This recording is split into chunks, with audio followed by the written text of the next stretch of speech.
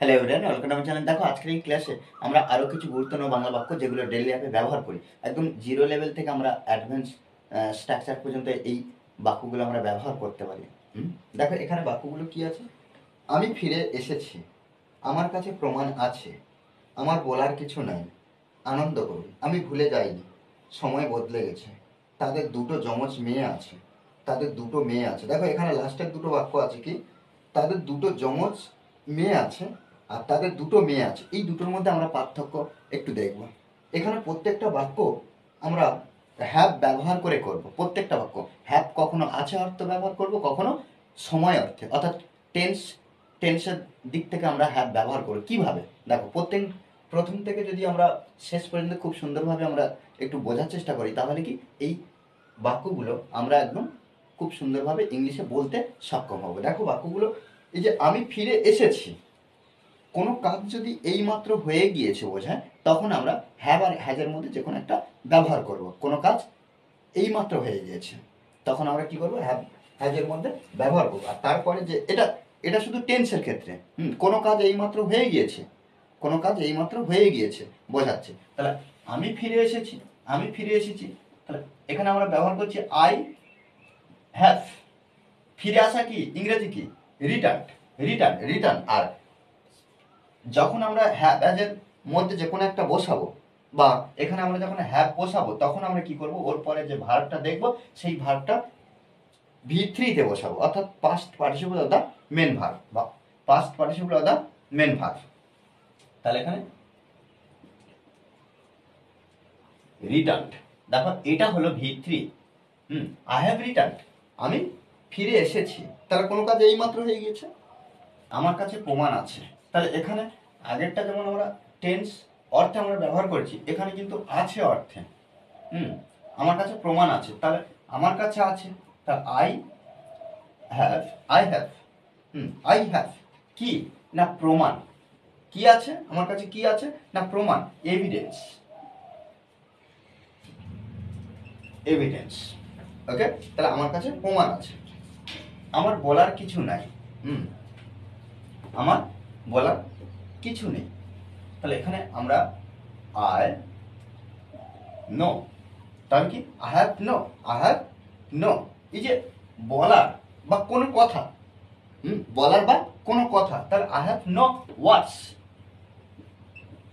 এই যে ওয়ার্ডস মানে কি, কোনো কিছু বলার বা কথা, আমরা ওয়ার্ডস ব্যবহার করব। তাহলে আই হ্যাভ নো ওয়ার্ডস। আনন্দ করুন, আনন্দ করুন। এখানে আমরা এটাও লিখতে পারি, হ্যাভ আ নাইস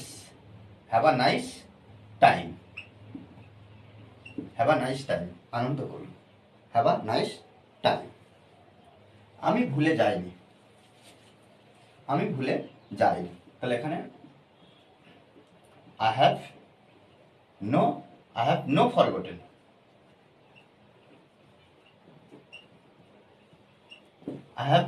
ফরগটেন। আমি ভুলে যাইনি।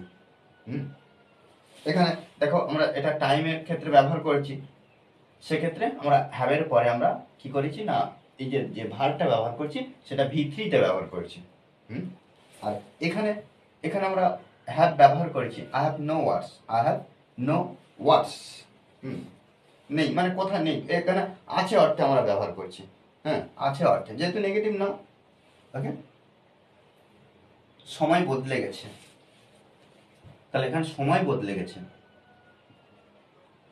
টাইমস হ্যাভ, এরপরে যে এই যে বদলে যাওয়া, এটাই তো ভার্ব। তাহলে চেঞ্জড টাইমস হ্যাভ চেঞ্জড। সময় বদলে গেছে। তাদের দুটো যমজ মেয়ে আছে, তাহলে এখানে আমরা দিয়ে ব্যবহার করব। এখানে কিন্তু আমরা হ্যাভটা কিভাবে ব্যবহার করছি না, আছে অর্থে, আছে। দে হ্যাভ এই যে যমজ, তখন আমরা কি করব, টুইন ব্যবহার করব, TWIN, twin. They have twin daughters. Okay, they have twin daughters, তার যমজ মেয়ে আছে, তাদের দুটো যমজ মেয়ে আছে। তাদের দুটো মেয়ে আছে, শুধু এখানে যমজ আর ব্যবহার করলাম না, এখানে যে যমজ আছে এখানে আর ব্যবহার করলাম না। তারা আমরা কি করবো, একই বাক্য they have, they have two, এই যে টুইনের জায়গায় আমরা শুধু টু ব্যবহার করব, টু ডটার্স।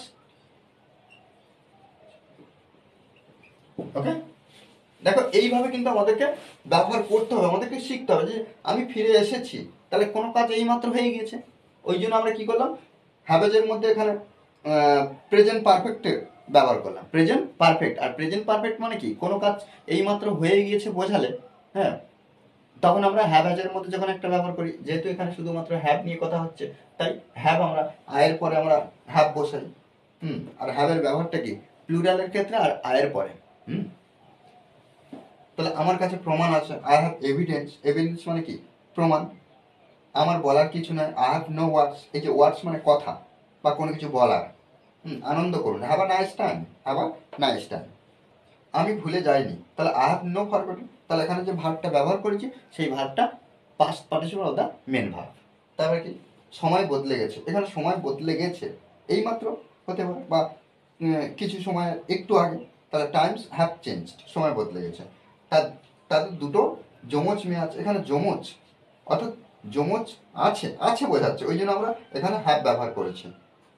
তাদের দুটো মেয়ে আছে, তাহলে এখানে টুইন আর টু, এটাই হলো পার্থক্য এই বাক্যের মধ্যে। ওকে, দেখো এইভাবে কিন্তু আমাদের অনবরত প্র্যাকটিস করতে হবে, প্র্যাকটিসের বিকল্প নেই। আমরা যত প্র্যাকটিস করবো তত নতুন নতুন বাংলা বাক্য খুব সহজভাবে আমরা শিখতে পারবো।